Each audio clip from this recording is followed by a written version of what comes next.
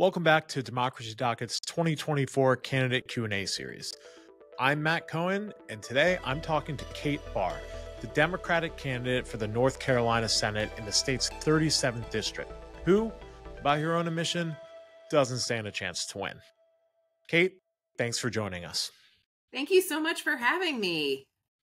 So your entire campaign is built around the reality that you probably won't win this election. So I have to ask, why run in the first place? Yeah, I'm going to amend that to say certainly won't win.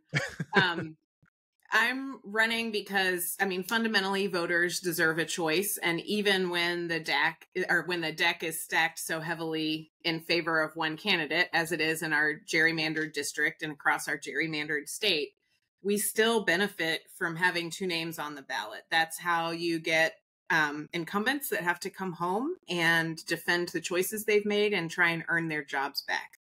So basically, because I think the voters deserve a choice.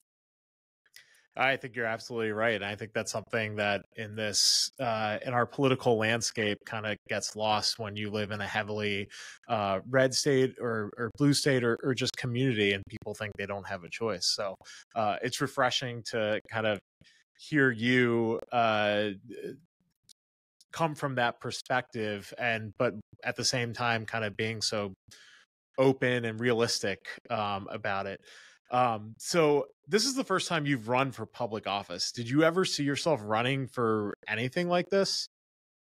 Gosh, in 2016, when Trump won, I was sort of like, oh, anybody can be an elected official. But I didn't really think it was going to be possible for me. I have two young kids, a 6-year-old and an 8-year-old. Both of them have their own share of health concerns. A lot of life reasons that it just was going to be hard to think about running for office.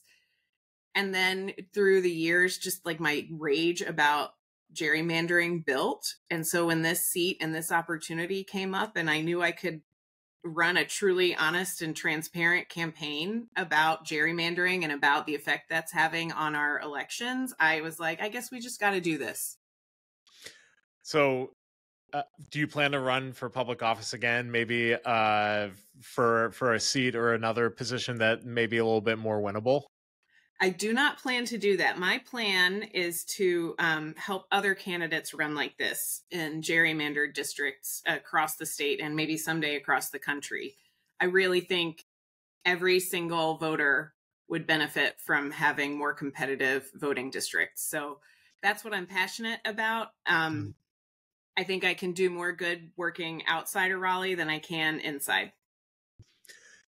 I'm glad that you brought up, the fact that you are running because of how gerrymandered the state is and how that affects your district, because as I'm sure you're acutely aware, it's not just the gerrymandered maps. North Carolina has seen its fair share of anti-voting, anti-democracy laws passed in recent years. I'm thinking specifically of SB 747 and SB 749.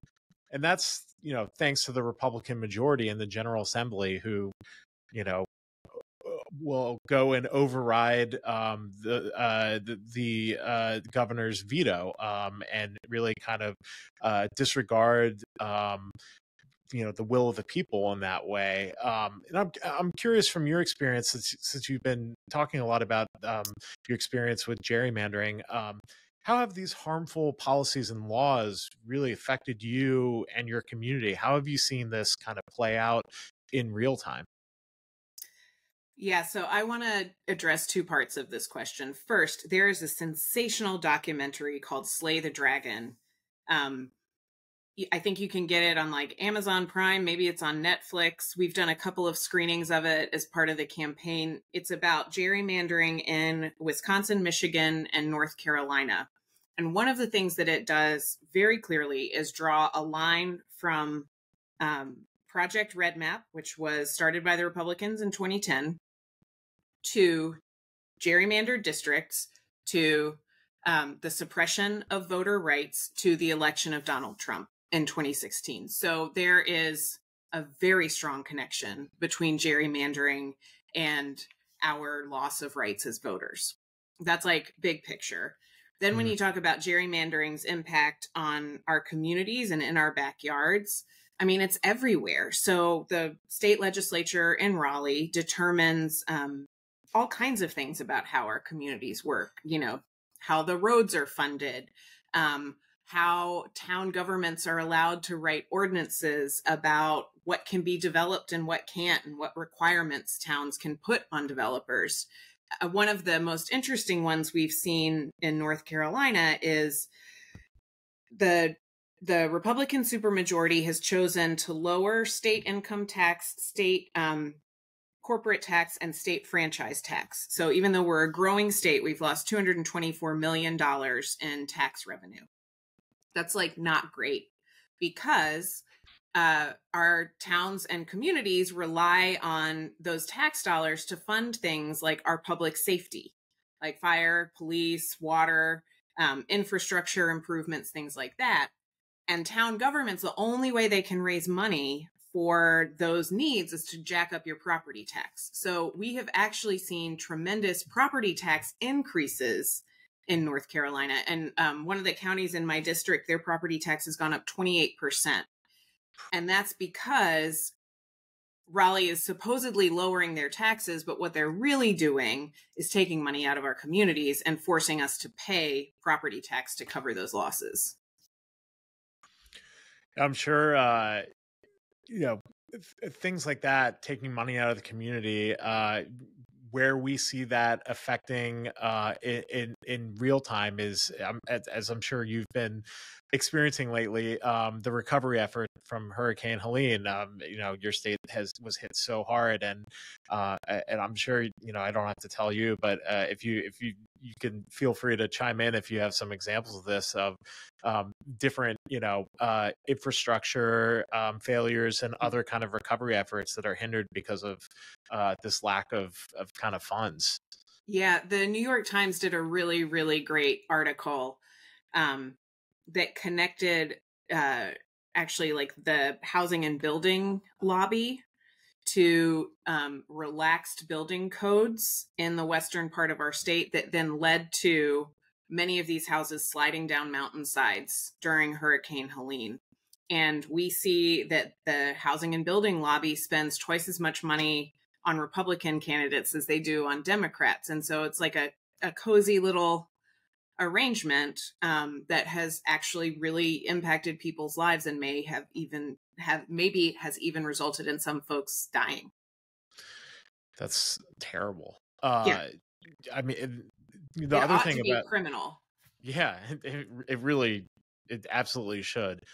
You know, if we had, if the maps in North Carolina weren't so gerrymandered, you could elect lawmakers who would pass laws to make acts like that criminal. Right. We'd at But least be able to hold them accountable for the bad yeah, laws they passed. yeah, it's it all kind of connects in this way that once you kind of tap into that, it just, I mean, like you said earlier, you just get angrier and angrier about it. Yeah. Which kind of ties into my next question that I'm sure you have a lot of thoughts on, similarly related to how Hurricane Helene has impacted your state. You know, it's not just how it's destroyed people's homes and lives, but now in this critical time before an election, it's impacted their voting plans. Yeah. You know, how are people, it makes it harder for them to find time to register to vote. They haven't done that, or make a plan when they have all this other stuff, especially, you know, given that the state Republicans don't want to accommodate these extreme circumstances by extending deadlines. You know, I'm curious from your point of view, do you think that this kind of extreme anti-democracy stance from state Republicans is driving more people to kind of maybe vote Democratic, or at least, you know, not want to vote for state Republicans, you know, people who are just so clearly not making it clear that you know, basic humanity is not really in their Yeah. interest? Yeah. I mean, I think generally you gerrymander maps, or you sort of put your thumb on the scale to try and keep power when your ideas aren't popular. If you have popular ideas, you don't need those kinds of shenanigans because people will choose you. That said, I also think there are a lot of folks who feel left behind by the Democratic Party, and with good reason. In our state, the party Democrats got really invested in like urban and suburban areas and really forgot about some of those rural voters who have been a part of the party for decades. And they feel that. Those voters feel that. And we screwed it up, and we need to do a better job reaching them. There are also folks who are pretty entrenched in their views about, when it comes to conspiracy theories and rigged elections and things like the ways that we've had to flex our voting systems in order to accommodate voting in Western North Carolina.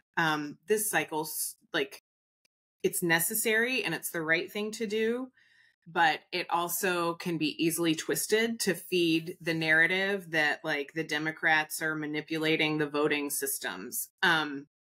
So basically what's happening in this answer is that we are so close to the election. We're like 2 weeks out, and I am so nervous, and I don't even want to say out loud that I think people might be voting more Democratic, because what we really need is to just show up and find out. Yeah, no, I think that's a really your answer is really thoughtful, and I think really taps into a lot of the anxieties that people have, going to the ballot box this year, where the kind of two-party binary system of I'm going to either vote Democratic or Republican, a lot of people, particularly in the rural parts of the state, aren't really thinking in terms like that. They're thinking more, I want to vote for a person who's going to best help my interests. And, that is, I think, like you said it better than I did, a really important kind of way of thinking for how, the Democratic Party, needs to try and reach these people. So I think that there's a really important point that you made. Well, thank you. I mean, I think the Democrats have better ideas and better plans to help folks in the rural parts of our state. We just have done a really dreadful job of getting the word out there. I think this year in particular, I've seen that change a lot. And so I'm hopeful, but I'm also super nervous. Yeah, that is completely understandable. So we talked a lot about how gerrymandering is really the central tenet of your campaign, but I'm curious, besides raising awareness of this issue, and I'm glad that you had mentioned earlier Slay the Dragon. I've also seen that. It's a really, really good, important movie, and I'm glad that it came out years ago, but it's still being talked about as this kind of pivotal documentary for explaining how this happened.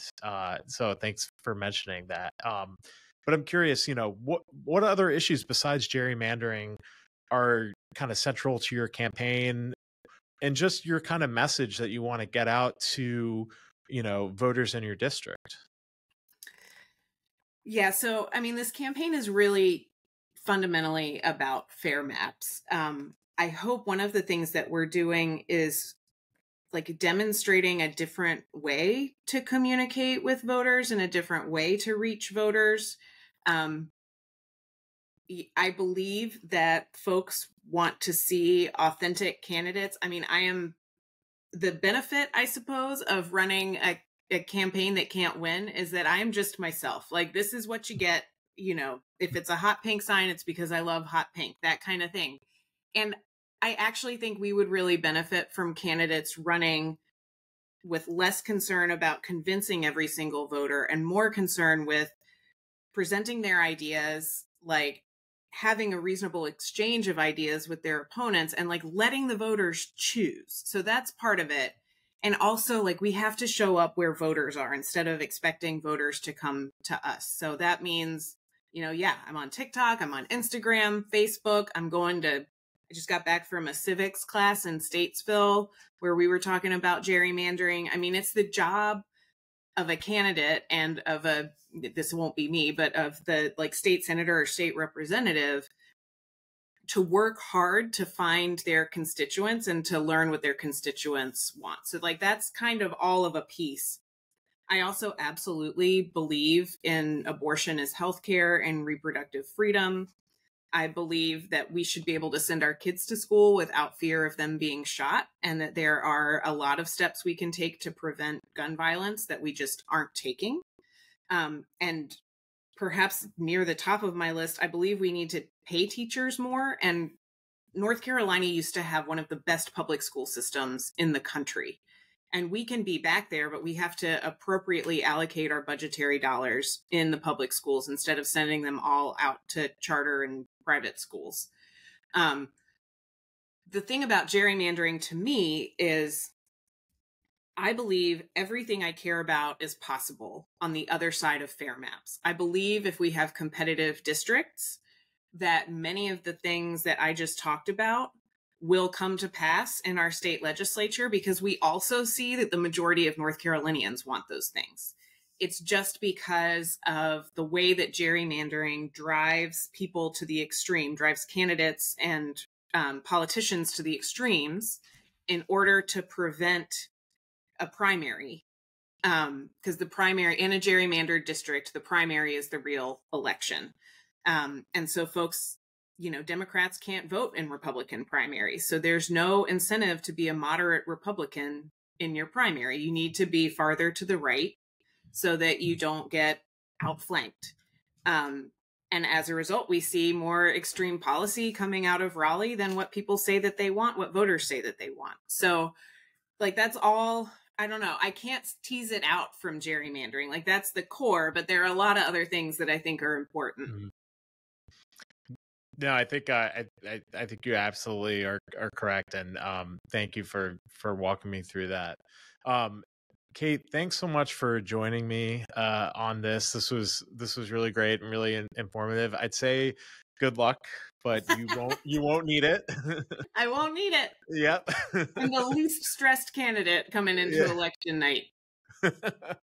I hope you are at least having a hell of a party for it too. We absolutely are. I have a bottle of vodka with the words "fascist tears" written across the front, just sitting in the freezer, ready to go. That's great. Well, Kate, thank you so much for joining me again. Thanks for tuning in to today's candidate Q&A session with Democracy Docket. To stay up to date on all voting rights news, subscribe to our free newsletter. See you all next time.